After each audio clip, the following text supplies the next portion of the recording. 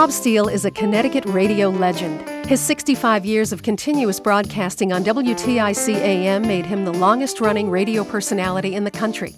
His morning radio show ran from 1943 to 1991, attracting an audience unequaled in market share or longevity by any other radio personality in any major market. During his unparalleled career, he set the professional standard, both on and off the air, for his colleagues.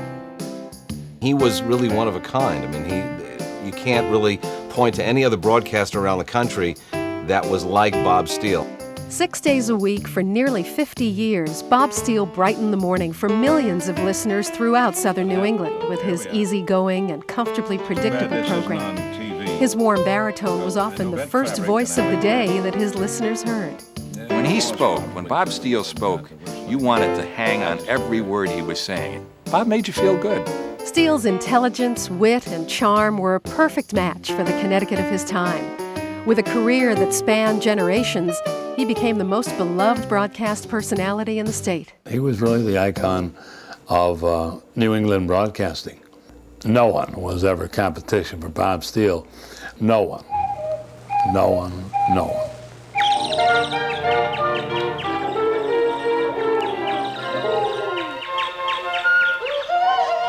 Good morning, everybody. There's our good old Hunt of the Black Forest to start another day and another week.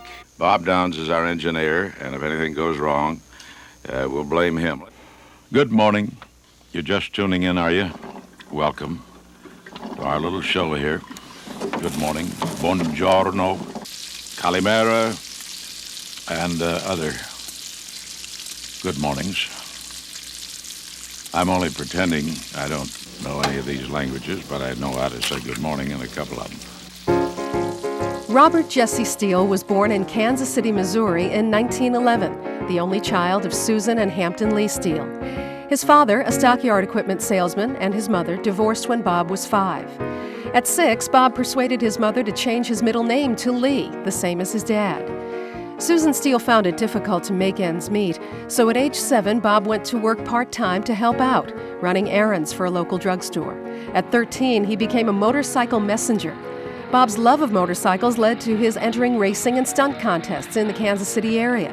He soon started sending in local news to a national motorcycling magazine. That led to the editors offering him a monthly column, Crazy Cracks from KC.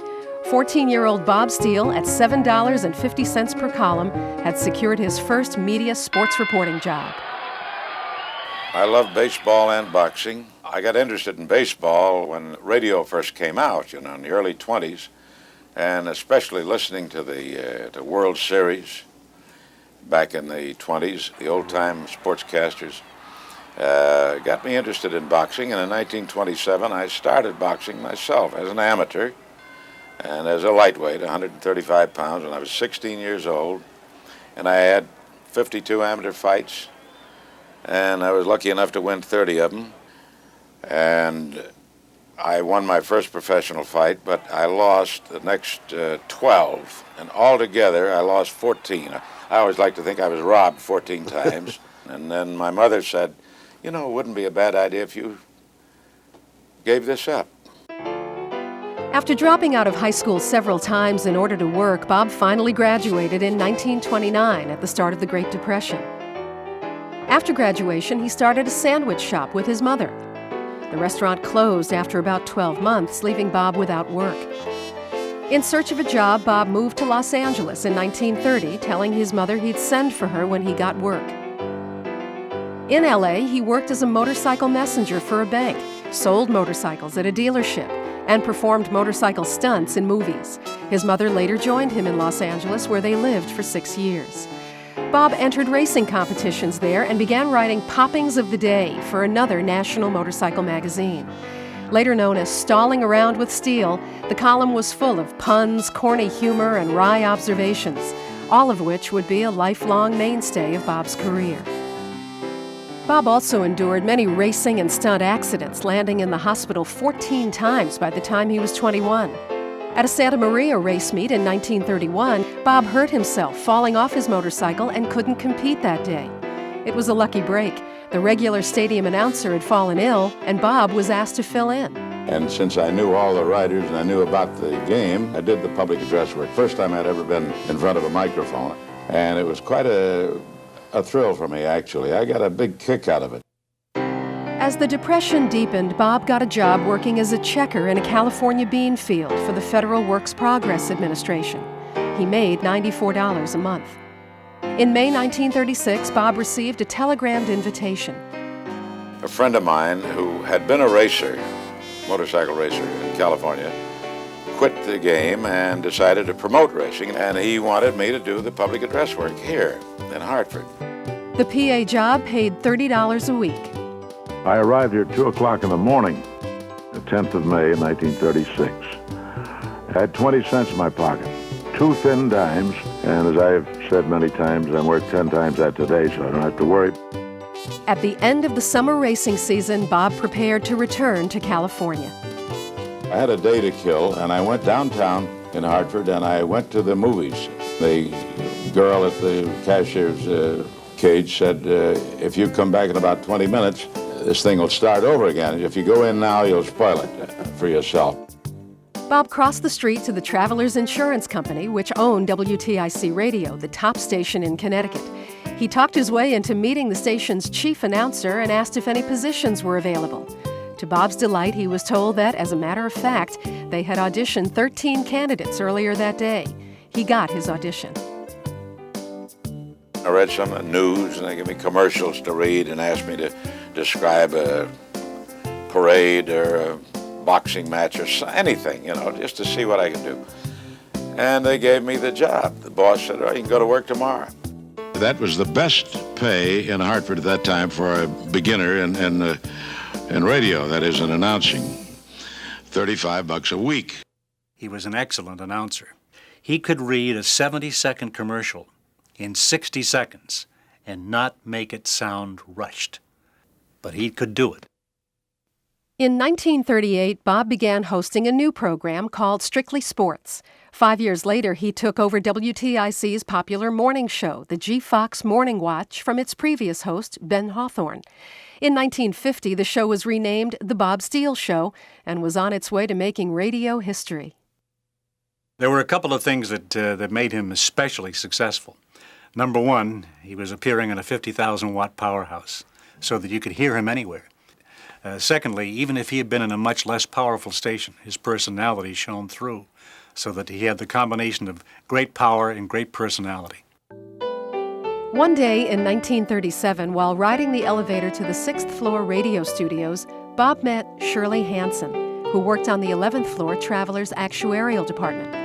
They became engaged that fall, and in January 1938, they began a marriage that lasted more than 64 years. In 1941, the Steeles moved from Hartford to Wethersfield. A year later, Shirley gave birth to the first of their 4 sons. Yeah, we listened. We all listened. We really had no choice because the radio was on all morning. And indeed, the radio in our house was usually on all day. We didn't see him that much. That was true during the week, but after all, we were at school. But the weekends were a different story. He worked to be a good father and be a good husband. It certainly stands out in my mind that the dedication that he had to our mother. He would never hesitate to say how beautiful she was, how wonderful she was, how much he loved her. When Bob took over the morning show, it aired from 7 to 8 a.m. The program gradually expanded to 4.5 hours, becoming a showcase for his talents and a daily habit for generations of listeners. And the time now is 22 minutes past 6 in the morning. And if you're leaving for work right now, don't forget your keys and your lunch and the badge. And we're about to find out how the traffic is doing out there. When you were listening to him on the radio, you felt that he was just talking to you. And there are not many in our business today that do that. And he always told me, he said, that microphone is a person. A very happy 80th, and welcome to the club, Joseph Shaughnessy, better known as Shock, formerly of Bantam, now Watertown. I mean, who could ever forget the no schools? I mean, when it snowed, kids used to listen to Bob Steele because he'd cancel school. They thought that he was the one that canceled school.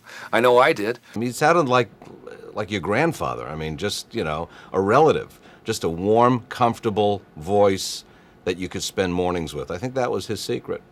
I think Bob became a steady habit in the land of steady habits. The other part of that was WTIC radio had established itself as the go-to place. I think this town went to 1080 radio if there was a major news event, if there was a weather situation, whatever it happened to be. And I think Bob was a big part of that. All right. Do you have any music left out there, Bob? Just a few bars of anything. Something I could hum with. I will hum this in Spanish. Bob was well known for his corny jokes and his excellent sense of comedic timing. His gentle humor was often self-directed, not only in his on-air performances, but also in his prolific cartooning. Oh, yes. A little tip I use around Thanksgiving time. A lot of people think it's great. It's helped many. In dressing a turkey, first make sure his little stockings are on straight. I was only here 3 weeks, and somebody said to me, you got the corn bowl on in the morning, the corny jokes and the terrible music, and I said, sir, I'm not from this area. If he's so bad, why do you listen to him? He says, I don't know, but I've been doing it for 10 years. Which month has 28 days? Anyone know? I heard you out there, you said February, didn't you? No, all 12 months have 28 days. Yeah. Well, we sort of clashed on the sense of humor, because when I arrived in 1981, I think within the first week or 2 weeks, I started a feature called The Dirty Joke of the Week.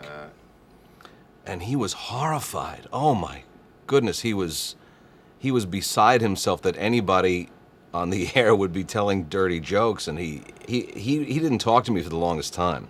But then I think he saw that I wasn't going anywhere. So we became friends. I mustn't forget to mention my favorite aunt and uncle, Uncle Stainless and Aunt Beth for Bethlehem. They're a fastidious couple. She's fast and he's hideous. Another uncle, 62 years old, that's Rusty. He's 62. He's looking forward to age 65 so he can go on Medibooze. He did use us as a testing ground more than once. I always thought he had a wonderful wry sense of humor, and he always had a twinkle in his eye. He was wonderful with puns. He was wonderful with just observations. 1 minute before 9 is the correct time. And remember, kids, never play with Daddy's pipe. After all, he doesn't smoke your toys, does he? Bob's expertise in sports and his winning personality earned him friendship and rapport with a wide range of athletes. His reputation for predicting winners, however, was an entirely different matter. I swear that he would sometimes pick the wrong team deliberately because he liked the reputation and the people talking about him. You know, it got to the point where people were interested in a heavyweight fight mainly because Bob Steele had predicted who was going to win, and they wanted to be sure that he was wrong, upholding his reputation. Then the Astros and the Angels will meet, and the Angels will win the World Series. Now, that is official. So, jot it down and act accordingly. Throughout his long career, Bob met many of the greatest athletes of the 20th century.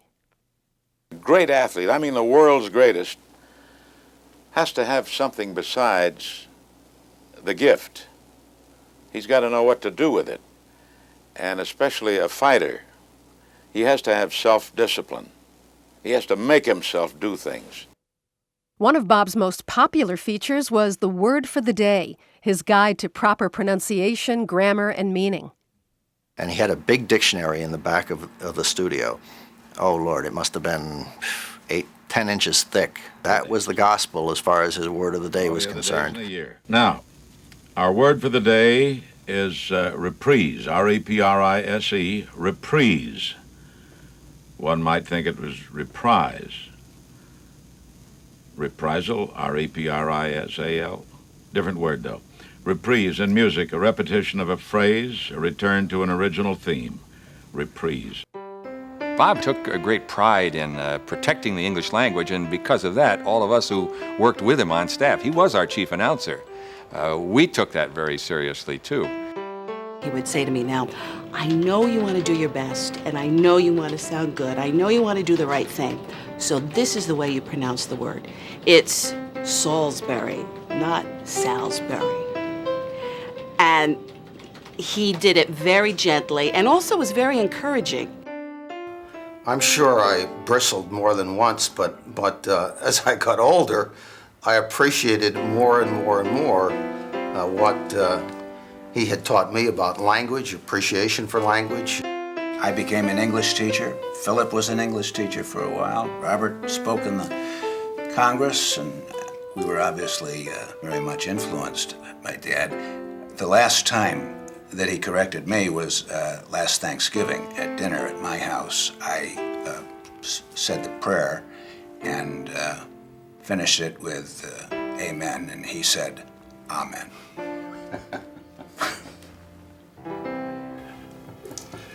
And you said? Amen. When you were listening to him on the air, it would seem like he didn't have a clue where anything was. And yet, sitting there in the studio with him, you realized that he had the piece of paper that he was shuffling everything. It was right in his hand. But it was a great show. It was a great illusion. Now, let's have a look at our tiddlywinks from the teletypes, see what we have in the way of little items of little importance. And I don't know what happened to him. Here we are. Here we go. He was always tremendously prepared. He was very professional and expected and demanded that of everybody he worked with, particularly himself. He was very tough on himself. Yes, he demanded perfection when you were working with him on the air, but he did it in a very calm, in most cases. There were occasions when it wasn't quite so calm, but for the most part, it was a very calm and welcoming demeanor. You could expect a tough time from him if you were not performing to the way that he thought you should be, or if you were 30 seconds late for a meeting. I mean, he lived by the clock. He was really my mentor. He was the one that said, always got there, a long time before your show. You rehearsed your news. He said, if you're going to do commercials, you go out and you meet your sponsors. You dress properly. You look like you were going to a job. It elevated you. It made you better. And if you were not prepared totally, if you, God forbid, mispronounced a word or a name or something, he would zoom through the ceiling and nothing flat. He'd play a record and play it twice because he needed time to talk to you. So he was a taskmaster. It was something for us to live up to. I used to call it the United States Military Academy of Broadcasting because nothing went by. If copy was wrong, or if it was missing, I mean, he would scream epithets all over the place. But it was beautiful because he'd sit right down and put on the switch, and sweetness would come out of his mouth, it was just great. There were a few mornings where you stood aside going to get your coffee because Bob was on the warpath on his way from the studio to the copywriter's office. If he was doing a live commercial and the information wasn't on the page, he would be walking up and down the hallway yelling for someone to help him, Does anybody know what the hell's going on around here? Anybody know what's going on around here in this 2-watt radio station? There. For nearly 50 years, Steele's share of the daily morning radio audience in Connecticut ranged from 35% to more than half, a feat that put him in the top ranks of radio personalities in the country. Well, the radio scene was Bob Steele in the morning, and Bob Steele in the morning, and Bob Steele in the morning. And that was it. He had everybody. No one could beat Bob Steele from our station or any station. No one. Bob Steele had monster ratings, something like a 35 share, which was unheard of. 35 share in morning radio. He was a killer in the market. I mean, everyone listened to him. Bob's decades-long dominance in the ratings led to an unparalleled demand from businesses to advertise on his program. He cared about the advertiser, he cared about the products, he cared obviously about what he was going to say about them, and was keen to be aware of how well the advertisers were doing. Bob was extremely important to me and to the station because he brought in the revenue. In fact, at one time, he accounted for 76% of all the revenue on this radio station. That's Eukanuba, a top-quality, nutritious dog food, and what makes it different from ordinary dog food is One chicken. time, we were sold out by the year, which meant, let's say you wanted to advertise with us, we'd put you on the waiting list.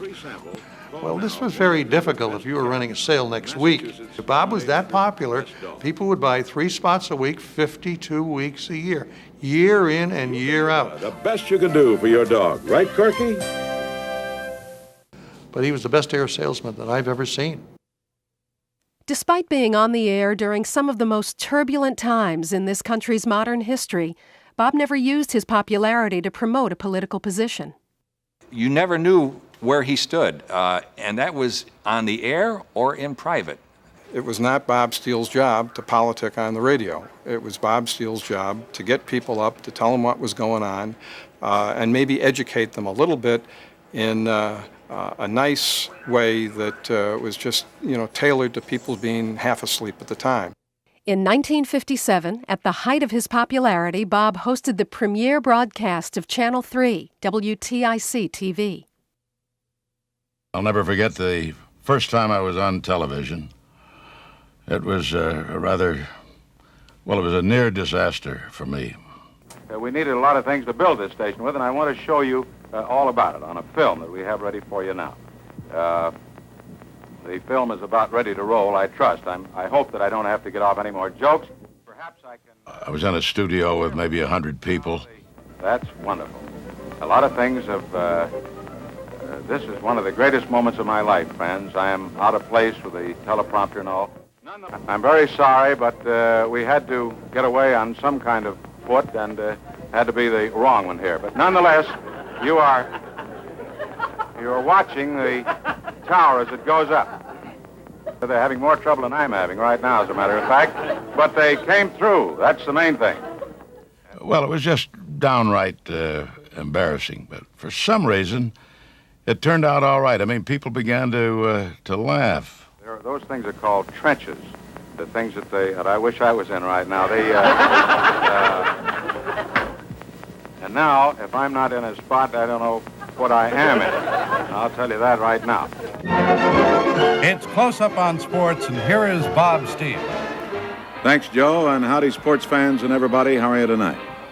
Over at the Central Gym. Starting in 1957, Bob's workload increased to 13 hours a day, 6 days a week, when he began hosting the nightly Close Up on Sports and became sports director for both WTIC radio and television. He continued this grueling schedule for 10 years, finally dropping his TV duties in 1967. I've always had the feeling of, for the 30 years that I've been doing sports, on radio and TV here, that we were all a sort of family of sports fans together and a friendly family, in spite of the few unfortunate predictions I've given you. Bob again hosted an inaugural TV station broadcast in 1981, when Channel 61, using the acquired call letters WTIC-TV, signed on the air. Tonight, we're making history together. You're watching the live inaugural telecast of America's most powerful television station, WTIC Channel 61, Hartford, Connecticut, USA. Bob is the most popular Connecticut media personality ever. Clearly aware of his celebrity, he kept many scrapbooks full of clippings and photos related to his career. But also apparent was his humility, as evidenced by often altered photos and numerous self-mocking comments. He was a real deal. He was genuine. He was authentic. He was not contrived. Many guys in broadcasting were a little affected, and Bob Steele was, whether you sat down with him or whether you listened to him, the theater of the mind was you're sitting down at breakfast and you're listening to your best friend. He was Bob Steele. Off the mic, on the mic, he was Bob Steele. I think Bob was surprised to be as well-loved as he was. I don't know that he ever recognized his own value to the community or to the station. I would love to have been his agent. He was always surprised that people were standing in line to meet him and greet him, and probably was surprised by the size of his paycheck, which I think could have been a lot more. I know personally that he had several opportunities to go to other cities and to other stations, and he felt a bond with Connecticut. He felt a bond with the station. I know that he never went to bed in his life as an adult without thanking God for what he had. Bob received hundreds of letters from his listeners each week and spent many hours responding. During his program, in the breaks, I could see him over there writing his little postcards out in response, handwriting. He was a great, great man. He was a good friend to all of his listeners for years and years and generations after generations. He just built that confidence, that faith in the listening audience, and he just sustained it over all those years. He didn't change his shtick, if you will, in any way. He didn't have to, and he shouldn't have. He's Bob Steele. The recipient of many honors throughout his long career, Bob was an early inductee into the National Radio Hall of Fame. In 1986, Hartford celebrated his 50 years on the air. I only wish that my parents could still be around to hear the nice things that you've said. I know my father would have been very proud to hear these wonderful comments and all the nice things that you've said. And I know my mother would have believed them. A lot of the things that he was still doing in the 70s and 80s had been done away with in other markets, thought to be too hokey or too old-fashioned or what have you. But it still worked with him because people loved him so much. I can see you dancing around the kitchen. Oops, you just dropped an egg. It spoils it all. A number of people described him as sort of like an old slipper. Right on your new shoe. You know, you just never want to give him up. I once stopped him in the hallway, and I said, Bob, you've been on the air 50 years, morning show giant, biggest ratings in town. How do you attribute your success? What's the secret? Thinking that he would impart some great wisdom, and he said, all right, kid, when you're selling hot dogs on the same corner long enough, everybody comes to you for a hot dog. Good morning, everybody. It's a beautiful morning, and just like any other beautiful morning, I wish people wouldn't make so much of a fuss. After 48 years hosting his morning show, Bob signed off his last daily broadcast in 1991. Do svidaniya and all those other words. Sudiev, yeah, slanta, and hasta la vista, pip pip, and cheerio. In 1991, Bob began a Saturday program once a month, which he continued until shortly before his death on December 6, 2002, at the age of 91. Old Bent would be furious if he knew I was whistling with that, spoiling his record. Bent Fabric and Alley Cat. Yeah, and the boss probably, too. He told me not to whistle anymore, but I just took a gamble. I figured maybe he's out of town. This is WTIC, AM 1080 in Hartford. And now, friends, we have a time check. And would you just fill in your own time, please?